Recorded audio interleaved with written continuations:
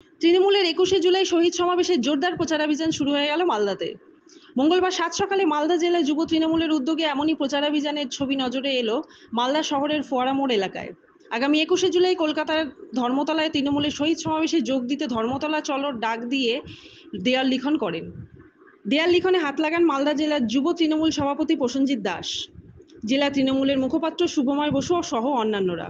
এদিনের এই প্রচারাভিযানের জেলা যুব তৃণমূল সভাপতি প্রসেনজিৎ দাস জানান, প্রতি বছরের মতো এবারও আগামী ২১শে জুলাই কলকাতার ধর্মতলায় শহীদ সমাবেশের ডাক দিয়েছেন মুখ্যমন্ত্রী মমতা বন্দ্যোপাধ্যায়।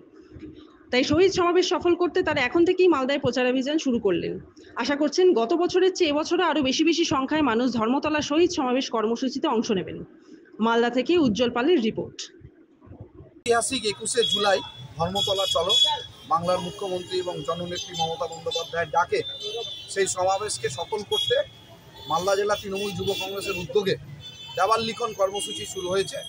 ১৪৬টা গ্রাম পঞ্চায়েতের এবং পৌরসভার বিভিন্ন ওয়ার্ডেই আমাদের তৃণমূল কংগ্রেসের নেতৃত্বের উদ্যোগে এই মেগা দেওয়াল লিখন কর্মসূচি শুরু হলো। আজকে এই ফোয়ারা মোড়ে এই দেওয়াল লিখন কর্মসূচি আনুষ্ঠানিকভাবে শুরু হচ্ছে।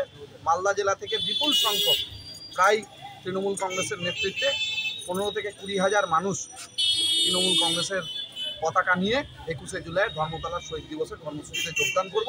এইটাই আমাদের সকল নেতৃত্বের প্রতি বার্তা।